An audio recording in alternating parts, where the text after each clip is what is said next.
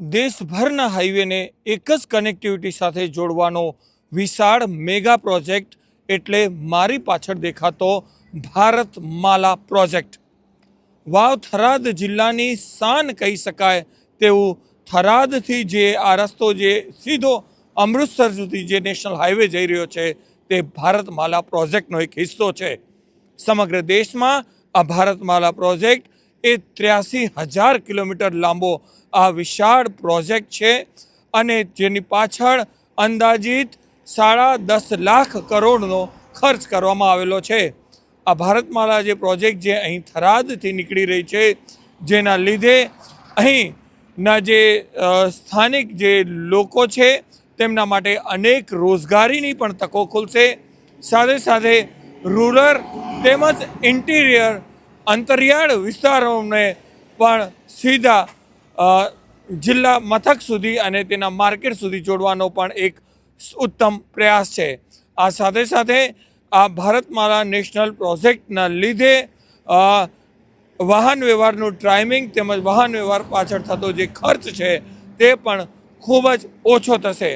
Bharatmala project એ એક વૈશ્વિક પ્રોજેક્ટની સાથે સાથે એક ડ્રીમ પ્રોજેક્ટ પણ છે. જોઈએ આ ખાસ અહેવાલમાં.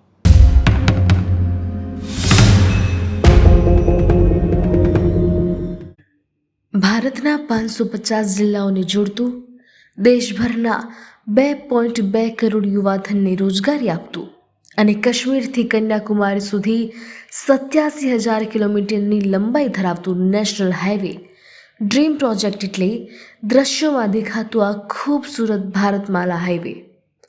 ગુજરાતમાં પણ જામનગરથી અમૃતસરને જોડતો આ ગ્રીન કોરિડોર વાવ થરાદ જિલ્લાના મુખ્ય મથક થરાદથી પસાર થાય છે.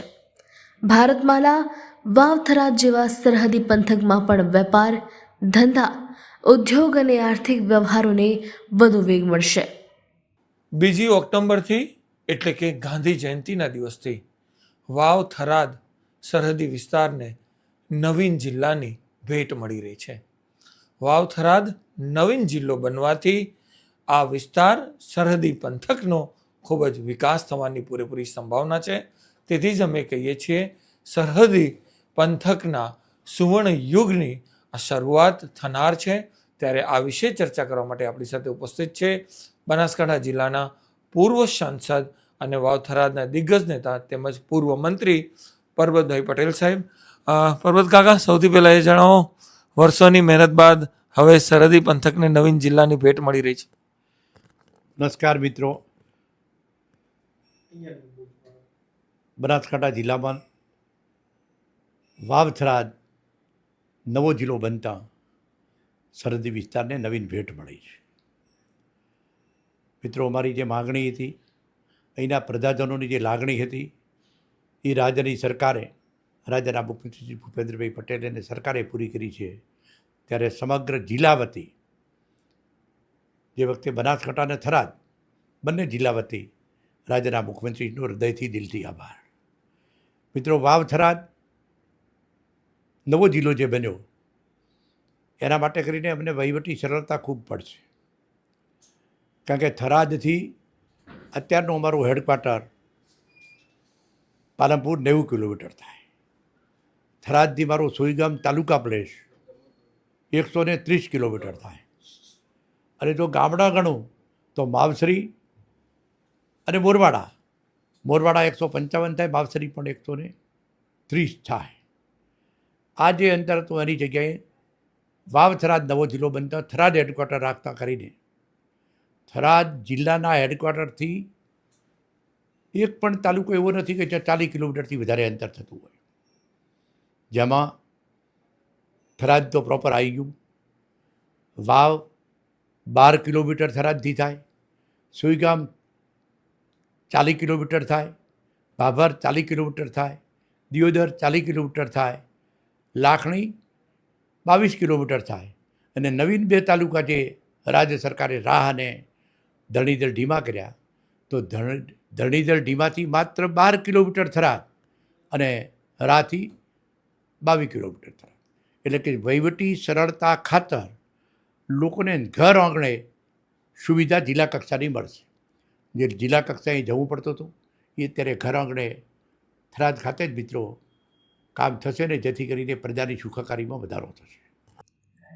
ગુજરાતના જામનગરથી પંજાબના અમૃતસર સુધી 1271 કિલોમીટરની લંબાઈ ધરાવતો આ ધોરીમાર્ગ પર ભારતમાલા નેશનલ હાઈવે બનવાથી 20 કલાકનો રસ્તો માત્ર 10 કલાકથી 11 કલાક સુધીમાં જ કપાઈ જશે. આ હાઈવે જિલ્લા મથક થરાદમાંથી પસાર થતું હોવાથી જો તમારે થરાદથી જોધપુર જવું હોય તો હવે બાય કાર આપ 6 કલાકને બદલે માત્ર 3 કલાકમાં પહોંચી જશો અને જેના લીધે ટ્રાવેલ ટાઈમની સાથે ટ્રાન્સપોર્ટ ખર્ચમાં પણ ભારે ઘટાડો થાય છે. ત્યારે સાંભળો આ અંગે અહીંના સ્થાનિકો શું કહી રહ્યા છે. જિલ્લો અને તાલુકો બનવાથી આ વિસ્તારના વર્ષોથી પીડાતી પ્રજા સ્થળ પણ ટૂંકું થશે કે જે 150 કિલોમીટરનું અંતર હતું એ ઘટીને હવે છેવાડાના ગામને લગભગ 35 થી 40 કિલોમીટરનું અંતર જિલ્લા માટે મળશે. અને ધરણીધરનું નામ આપીને જે તાલુકો જાહેર કર્યો એ બદલ પણ ભગવાન ધરણીધર મુછાળા ધરણીધર ભગવાન આખા વિશ્વમાં પ્રખ્યાત છે એ માટે અમે ગૌરવની લાગણી અનુભવીએ છીએ. અને આ વિસ્તારને જે ભારતમાળાનો પ્રોજેક્ટ જામનગરથી અમૃતસર જે મંજૂર થયો અને ચાલે છે એમાં અમે હમણાં રણોદા ગયા હતા તો થરાદથી 3 કિલોમીટરમાં અમે જોધપુર પહોંચી ગયા હતા. એકદમ ટૂંકો રસ્તો બન્યો અને બિલકુલ ઈંધણ ઓછું. તો આ પ્રજાને આ વિસ્તારને વિકાસના કામમાં આ ભારતમાલા પ્રોજેક્ટ ખૂબ મદદ કરશે. ગુજરાત સરકારે જે ભારતમાળા રોડ, રાજસ્થાનનો બાકાસર રોડ આ આપવાથી અમારે ટ્રાન્સપોર્ટ ખર્ચો બહુ ઘટ્યો છે. માલની આવકો પણ વધે છે. રાજસ્થાનના માલો પણ હવે અમારા માર્કેટમાં આવે છે. આટલો બધો લાભ અમને આપવાથી ગુજરાત સરકારશ્રીનો અમને વારંવાર આભાર માનીએ છીએ. જે વાવ થરાદ જિલ્લો આપ્યો, ટીમા તાલુકો આપ્યો, આ બહુ મહત્ત્વનું કામ અમારા માટે કર્યું છે.